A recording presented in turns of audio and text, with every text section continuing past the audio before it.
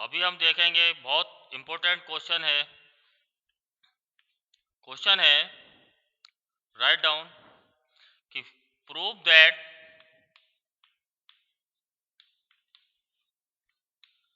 Area of a circle of radius r is radius a sorry pi a square. अर्थात समाकलन के द्वारा सिद्ध करिए कि ए त्रिज्या के वृत्त का क्षेत्रफल पाई ए स्क्वायर होता है। तो कैसे करेंगे कि सबसे पहले ये हमारे पास एक वृत्त है।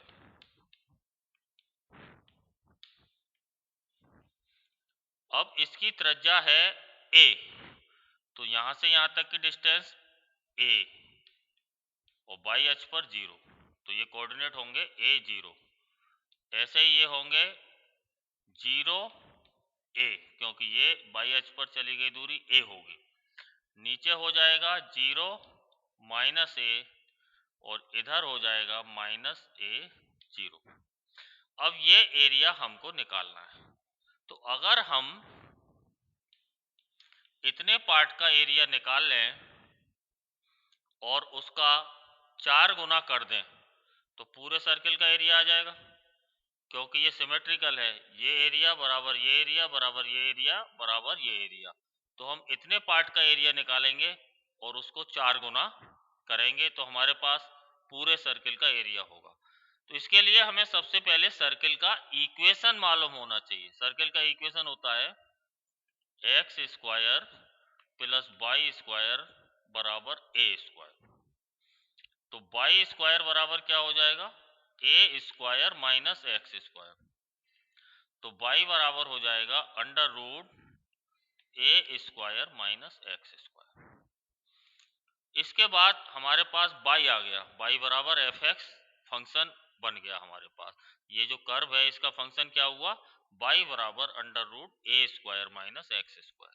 कैसे बना कि हमको सर्किल का इक्वेशन मालूम था, उसके मुताबिक ये फंक्शन हमने बना लिया। अब हमको लिमिट मालूम होना चाहिए कि इस हिस्से का एरिया हम निकाल रहे हैं। तो यहाँ पे क्या है 0 और यहाँ पे क्या है ए, तो लिमिट होगा 0 टू ए। अब हम आसानी से इस एरिया को निकाल सकते हैं। तो क्या बताया था अभी कि एरिया बराबर limit 0 to a by d x, लेकिन इसका करेंगे 4 गुना। इसका करेंगे हम 4 गुना। अब बाई का वैल्यू लगाएंगे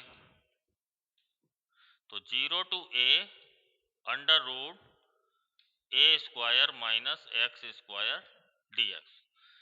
अब यहाँ पर आकर अगर हमारा इंटीग्रेशन मजबूत नहीं है तो यहाँ पर आकर ये सवाल हम नहीं कर पाएंगे। हमें इंटीग्रेशन बहुत अच्छे से आना चाहिए। अब हमें इसका इंटीग्रेशन करना है, तो इसका इंटीग्रेशन करते हैं। देखिए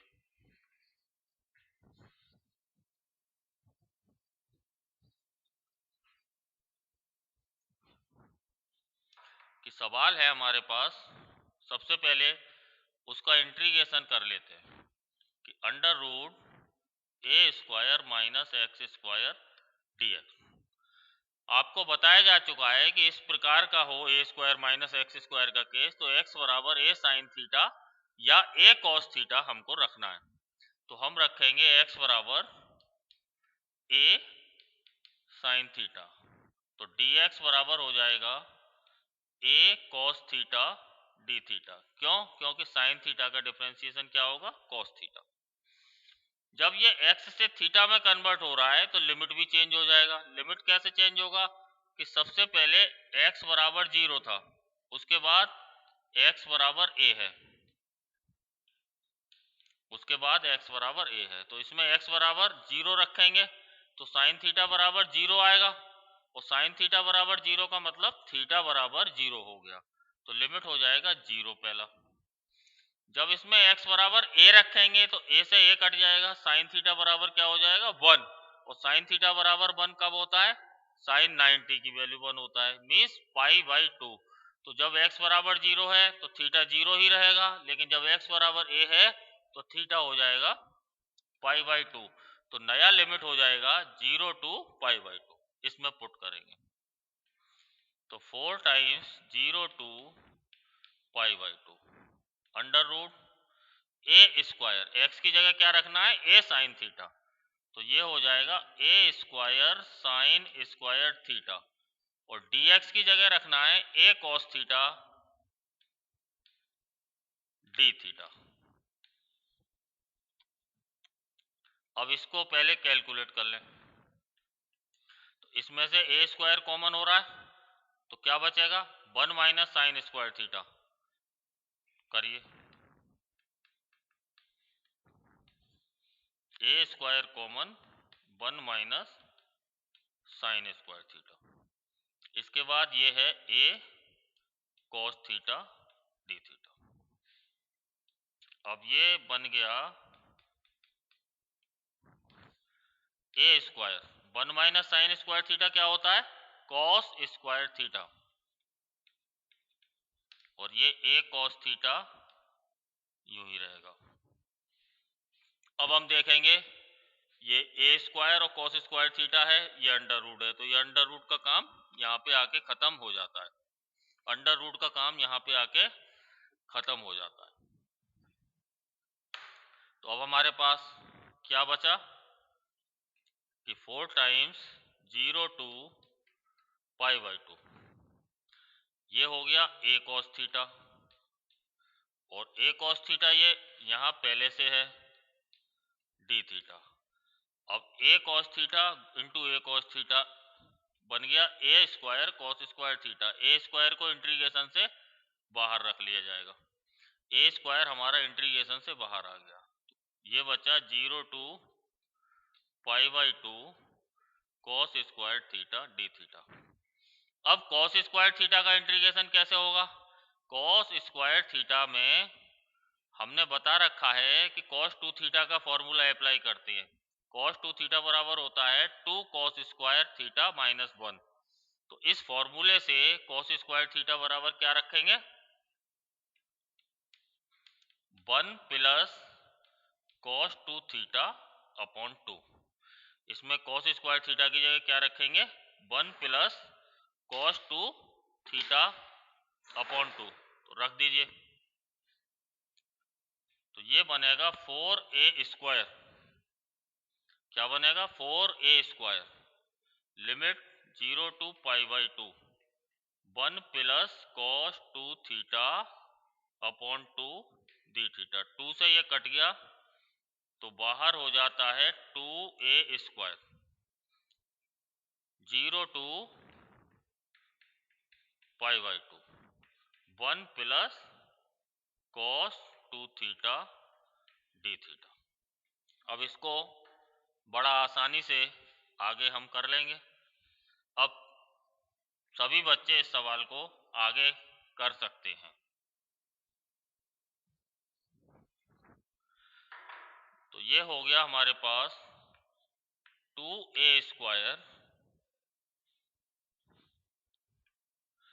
1 का इंटीग्रेशन क्या होगा, थीटा, और cos 2 थीटा का sin 2 थीटा अपॉन 2, लिमिट लगेगी 0 टू π/2। अब इसमें हम लिमिट अप्लाई करेंगे। सबसे पहले थीटा की जगह π/2 रखा जाएगा, तो जब इसमें π/2 रखेंगे तो sin 2 थीटा है ये, तो ये रह जाएगा sin पाई। उसके बाद थीटा की जगह 0 रखा जाएगा, तो 0 प्लस sin 0 अपॉन 2। तो ये हो जाएगा π/2 sin पाई का मतलब sin 90 प्लस थीटा, यानी कि sin 90 प्लस 90। sin 90 प्लस 90 का मतलब माइनस cos 90, और cos 90 0 होता है, तो sin पाई कितना होगा, 0। ये ऑलरेडी 0 है, और sin 0 कितना होता है, 0।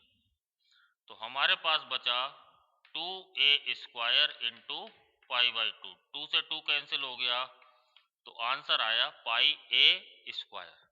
अर्थात हमें प्रूफ करना था कि सर्किल का एरिया πa² होगा। वो हमने इंटीग्रेशन की मदद से आसानी से प्रूफ किया।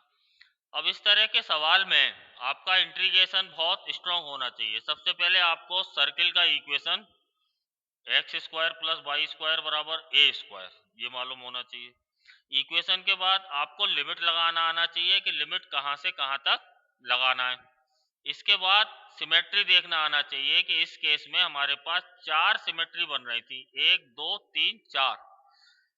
अब इसके बाद में आपको इंटीग्रेशन a² - x² का ये मालूम ढंग से होना चाहिए कि क्या पुट करके इसको करना होता है, तो आप इस सवाल को कर पाएंगे। इसी तरीके का एक और सवाल है, वो आप नोट करिए और उसको आप घर से ट्राई करेंगे। लिखिए सवाल नंबर 3 कि प्रूव दैट